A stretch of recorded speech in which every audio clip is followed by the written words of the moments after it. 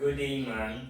I am Marc Geo, Baldapan, and my topic is Chapter 16, Biff Skinner, or also known as Boris Frederick Skinner, a American psychologist, is best known for developing the theory of behaviorism and for his utopian novel, The Walden 2.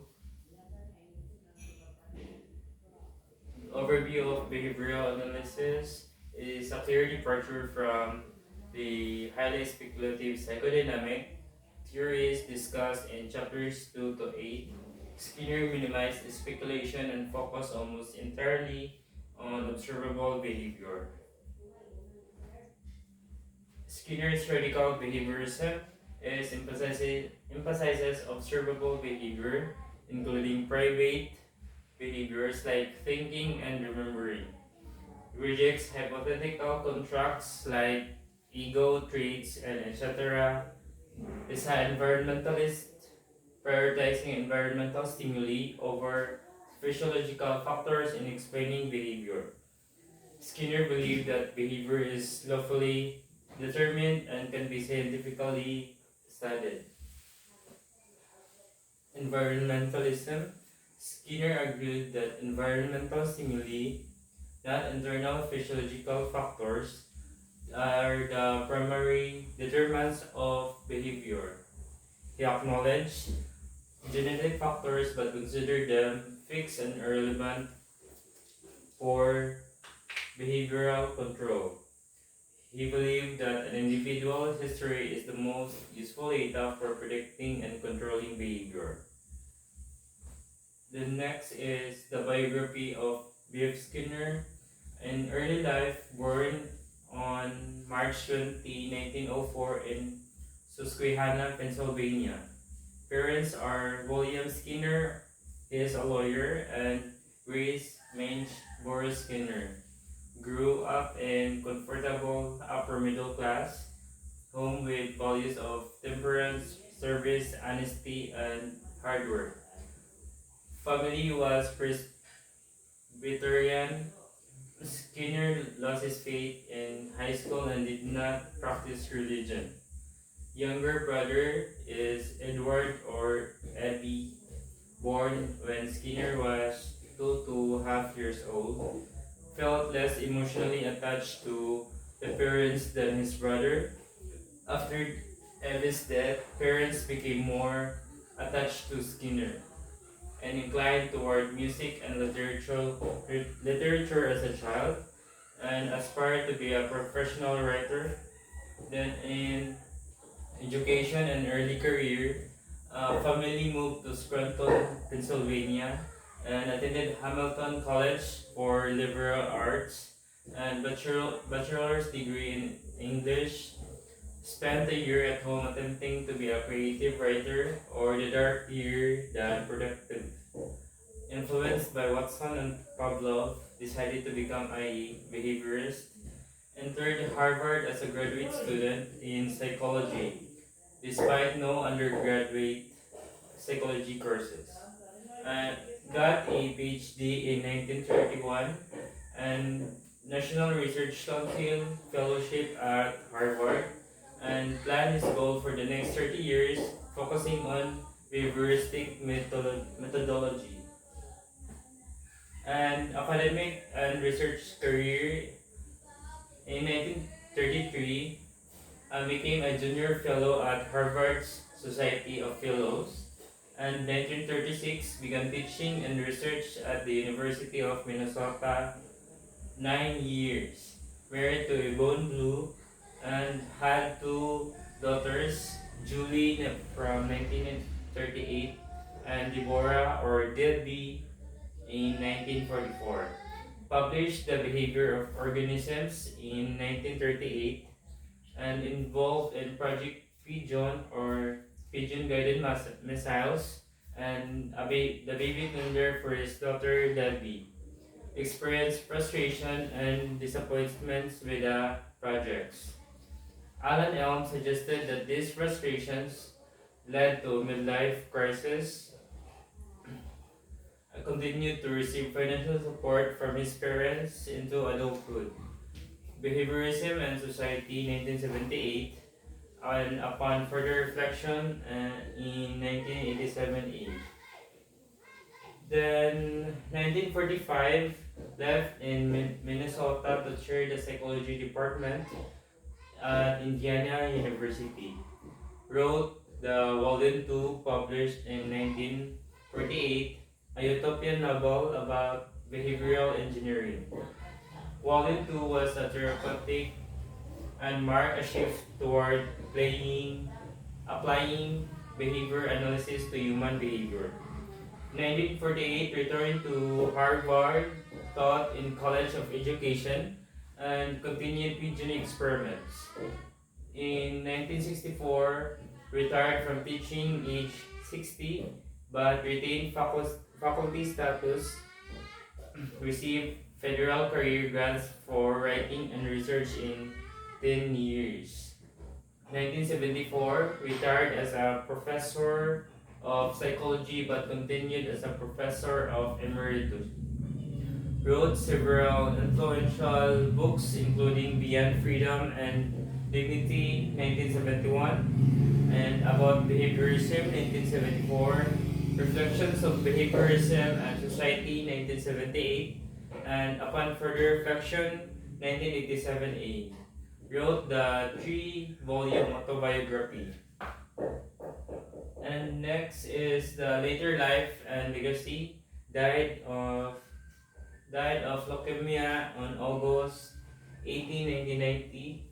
Delivered an address at the 1990 APA convention advocating the radical behaviorism.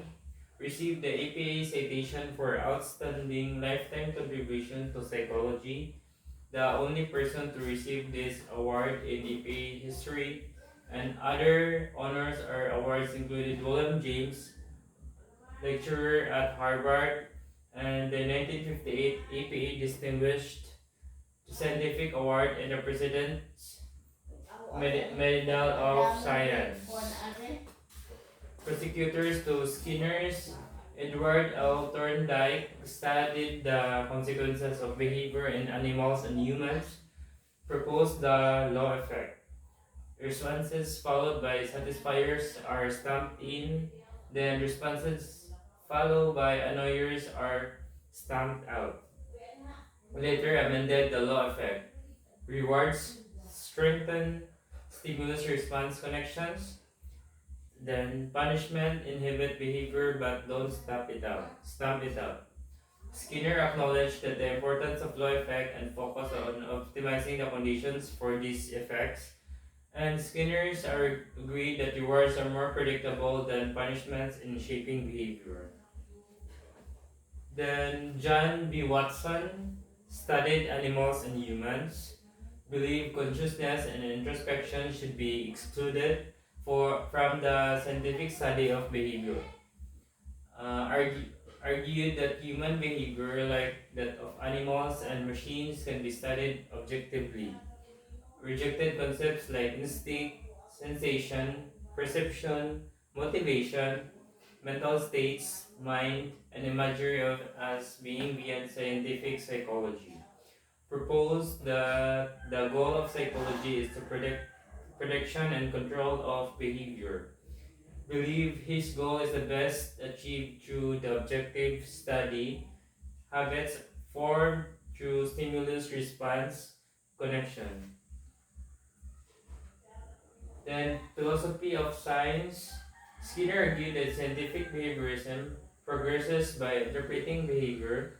This involves moving from basic learning situations to more complex ones, such as applying animal study findings to human behavior. He is distinguished in this approach from providing casual explanations. Then characteristic of science. Science, cumulative, empirical, and order-seeking endeavor, based on Skinner 1953. Cumulative nature is science builds upon previous knowledge, leading to progressive advancement, unlike humanities. This cumulative aspect is distinguished from mere technological progress. And emphasis on empirical observation. Science prioritizes facts over opinions or authority. This involves rejection of blind authority. Ideas, even from respected figures, must be empirically tested.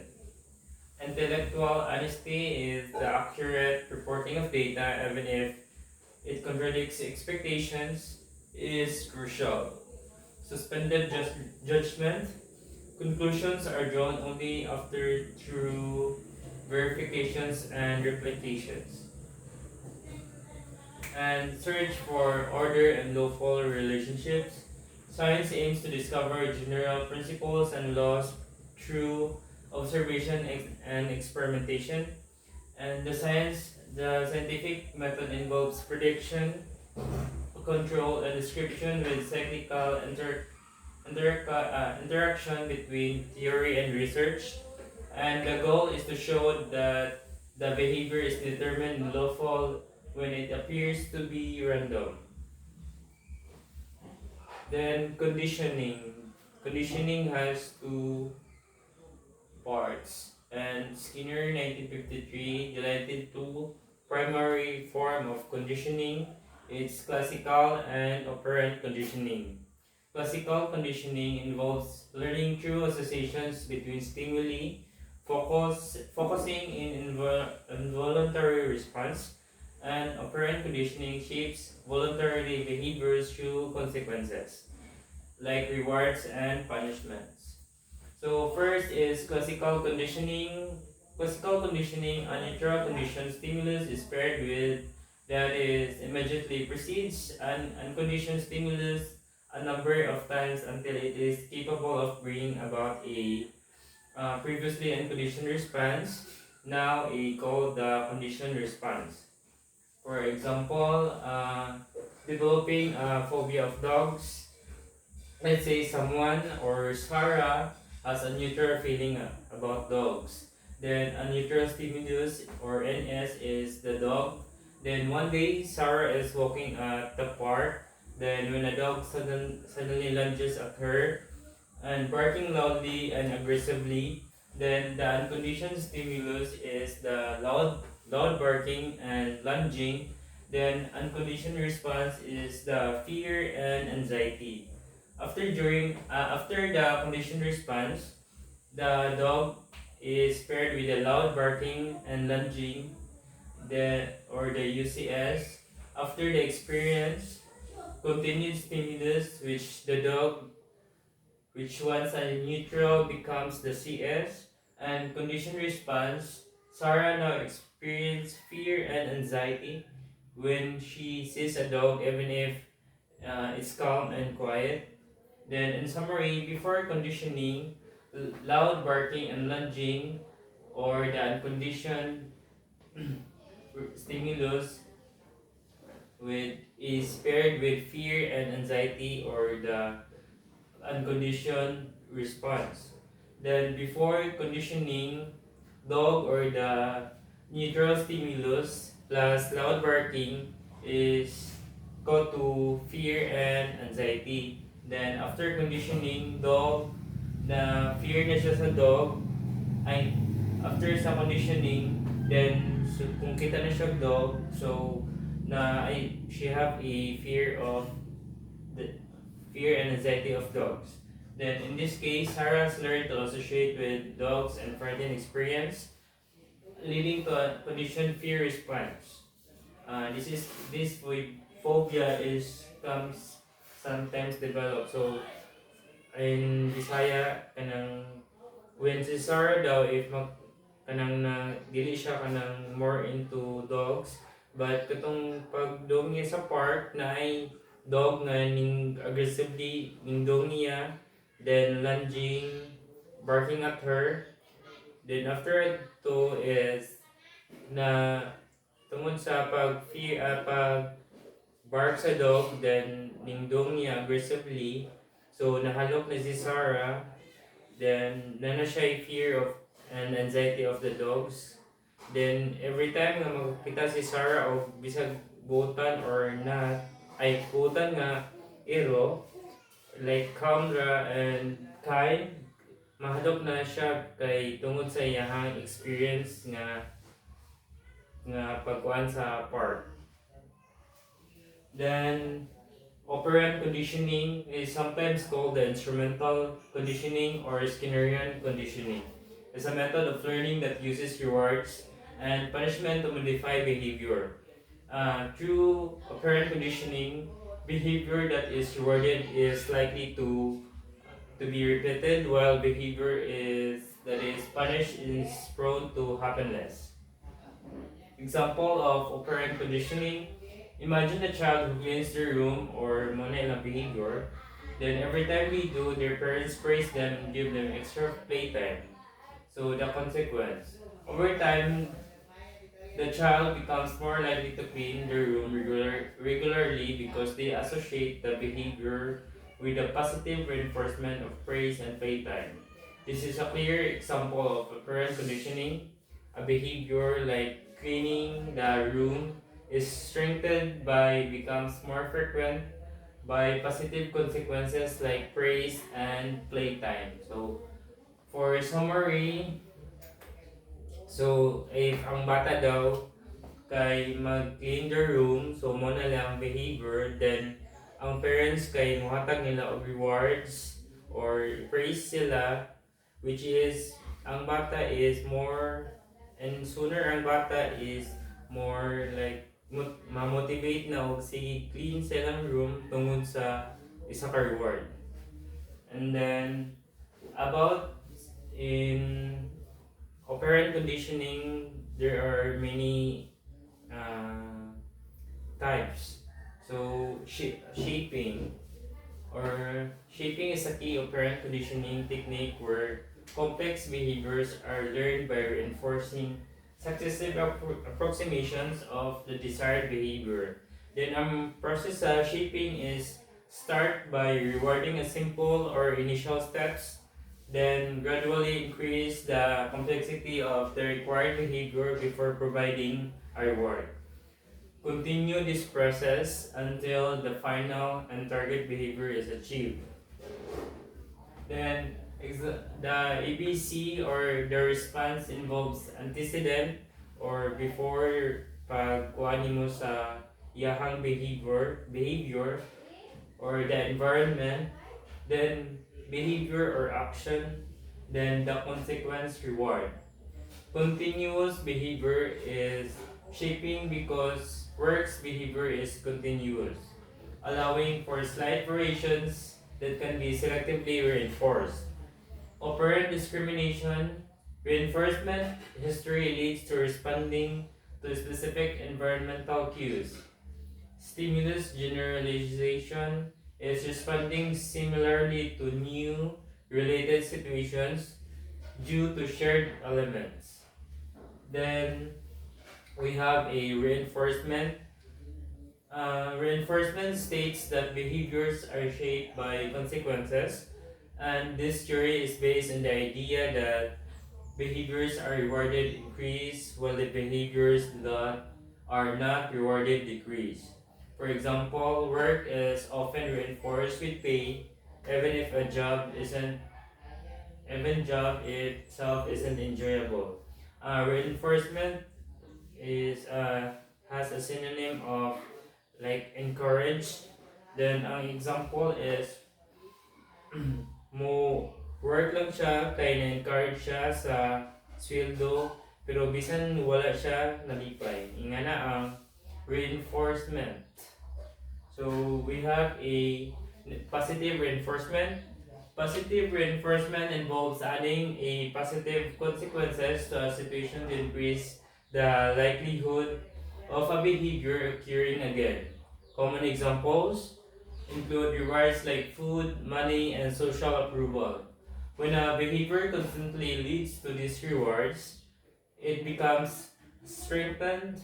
While effective in both animals and humans, its application in humans is often inconsistent, leading to inefficient learning. For example, Alex studies diligently and as a result gets a high grade on exam. Then a high grade is a positive consequence, increase the likelihood that Alex will study diligently for future response. So examples of positive reinforcement daw is if Alex sige siyang study, makakuha siya og high grades, then tungod sa high grades, sige na siya study in more exam. Mo na siya ang positive reinforcement. Then additionally, what constitutes a positive reinforcer varies based on individual experiences, meaning things like spanking could be reinforcing to some, while praise might not be. Other examples of positive reinforcements, which is verbal praise, expressing appreciation for good behavior or achievements.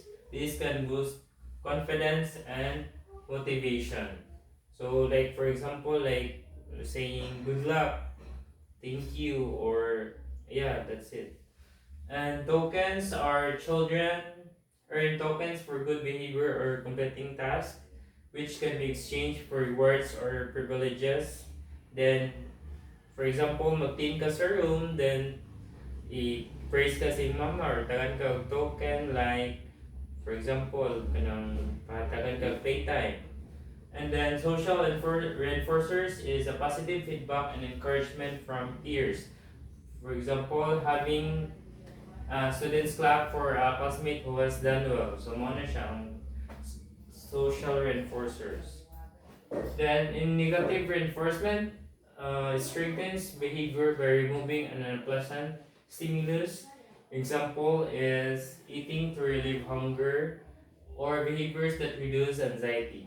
While different from positive reinforcement, which adds a pleasant stimulus and both increase the likelihood of the behavior repeating.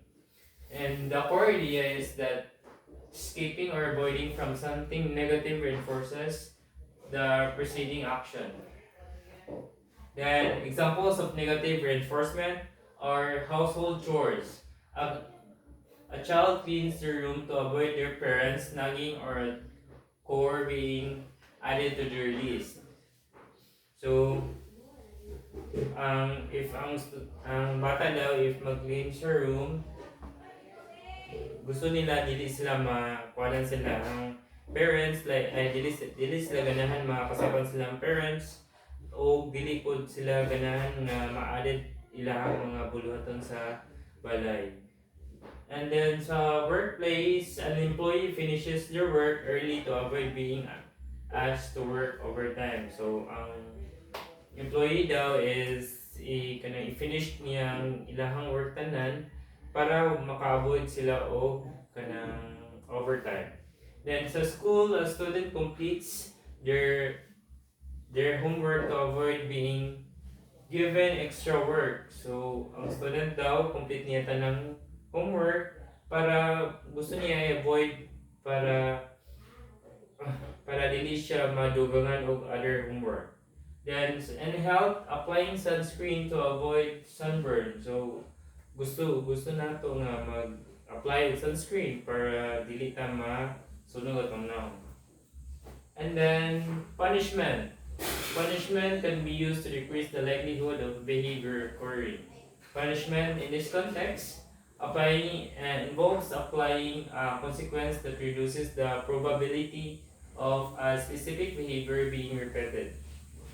This is different from reinforcement, which increase the likelihood of the behavior. So, ang kani is to reduce the probability of a specific behavior being repeated.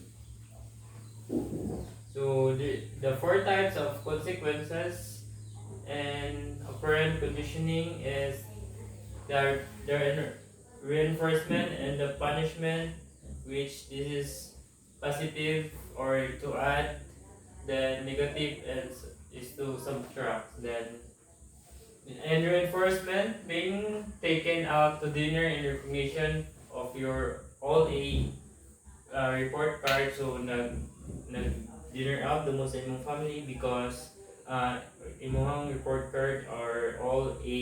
So ni kuan siya, ni add siya o kanang positive behavior. Then sa reinforcement is to subtract a negative, then doing yoga to calm your feelings of anxiety. So mag-yoga ka para lang makuha nimo ang or ma-calm nimo imong feelings sa anxiety. Then sa punishment, which decreases behavior, add a negative, giving a ticket for speeding.